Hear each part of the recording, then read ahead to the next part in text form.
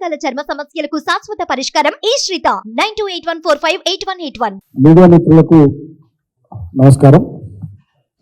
రాష్ట్రంలో గడిచిన 15 రోజుల్లో వివిధ గురుకులాల్లో 4 విద్యార్థినులు ఆత్మహత్యలు చేసుకోవడం బాధాకరం.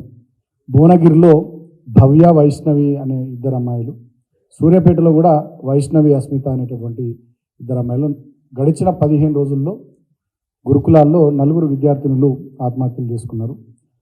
ఈ అంశాన్ని కనీసం రాష్ట్ర ప్రభుత్వం కానీ, ముఖ్యమంత్రి కానీ, మంత్రులు కానీ ఎవ్వరు కూడా పట్టించుకుంటలేరు.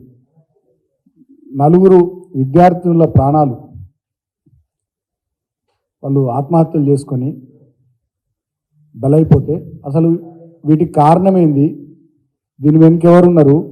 వాళ్ళ విద్యార్థుల తల్లిదండ్రులు ఆందోళన చేసినారు, వివిధ రాజకీయ పార్టీలు, ప్రజా సంఘాలు ఆందోళనలు చేసినాయి. అయినప్పటికీ కూడా ఇప్పటి వరకు ఈ అంశానికి సంబంధించి ముఖ్యమంత్రి గారు ఒక్క మాట కూడా మాట్లాడకపోవడం నిజంగా చాలా బాధాకరం.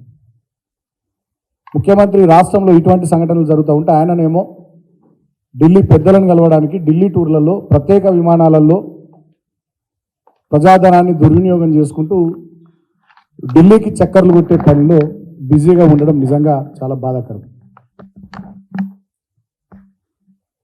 అదేవిధంగా గడిచిన కొన్ని రోజులుగా రాష్ట్రంలో పరిణామాలు గమనిస్తే ఎన్నికల సందర్భంలో వీళ్ళు ఇచ్చినటువంటి హామీలు అమలు చేసే ఉద్దేశం ఏమాత్రం వాళ్ళకి లేదన్నట్టుగా అర్థమవుతూ ఉంది.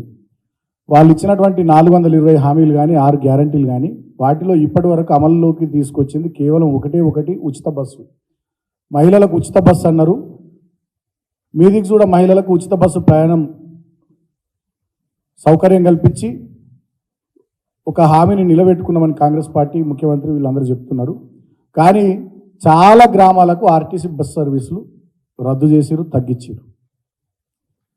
అదేవిధంగా 6 గ్యారంటీల్లో మిగిలినటువంటి ఒక్క పథకాన్ని కూడా 420 హామీలకు సంబంధించినటువంటి ఒక్క పథకాన్ని కూడా అమలు చేయకుండా ఢిల్లీకి చక్కర్లు కొట్టే పనిలో ముఖ్యమంత్రి బిజీగా ఉన్నాడు. పార్లమెంట్ ఎన్నికలకు కాంగ్రెస్ పార్టీకి, ఢిల్లీకి ఏఐసిసి పెద్దలకు సంచులు మోసే పనిలో ముఖ్యమంత్రి, మంత్రులు బాగా బిజీగా ఉన్నారు.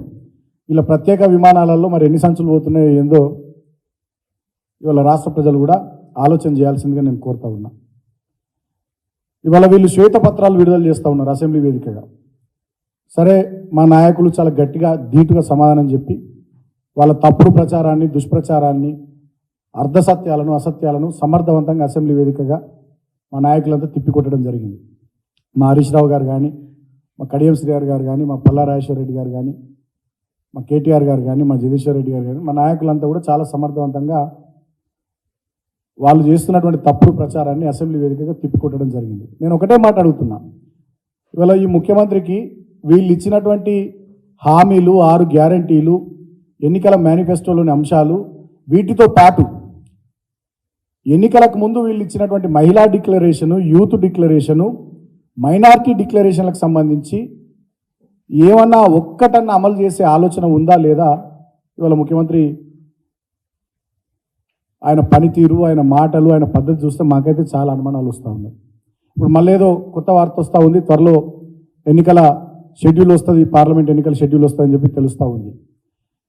ఈ దేశంలో, ఈ రాష్ట్రంలో పార్లమెంట్ ఎన్నికల షెడ్యూల్ తొందరగా రావాలని ఎవరు అనుకుంటలేరు. కానీ ఈ ముఖ్యమంత్రి రేవంత్ రెడ్డి పొద్దునే జూబ్లీ హిల్స్ నుంచి వాళ్ళ ఇంటి నుంచి బయలుదేరంగానే ఆ పెద్దమ్మ గుడికాడ ఆ రోడ్డు మీదకి వెళ్ళినే కార్లకు వెళ్ళిన అద్దాలు దించి పెద్దమ్మ తల్లికి మొక్కుకుంటున్నట.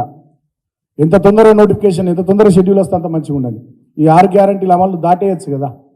షెడ్యూల్ వచ్చింది, ఎన్నికల కోడ్ ఉందని చెప్పి దీన్ని దాటేసి తనకు రోజు మొక్కుకుంటుందని చెప్పి అందరు బయట మాట్లాడుతూ ఉన్నారు. సో ఇప్పటికైనా నేను ముఖ్యమంత్రిని కోరుతా ఉన్నా, మీరు ఇచ్చినటువంటి హామీల మీద, 6 గ్యారంటీల మీద, ఎన్నికల మేనిఫెస్టో మీద, యూత్, మైనారిటీ, మహిళా డిక్లరేషన్లలో మీరు ఏదైతే చెప్పారో వాటి అమలు మీద శ్రద్ధ పెట్టాలని ముఖ్యమంత్రిని కోరుతా ఉన్నా.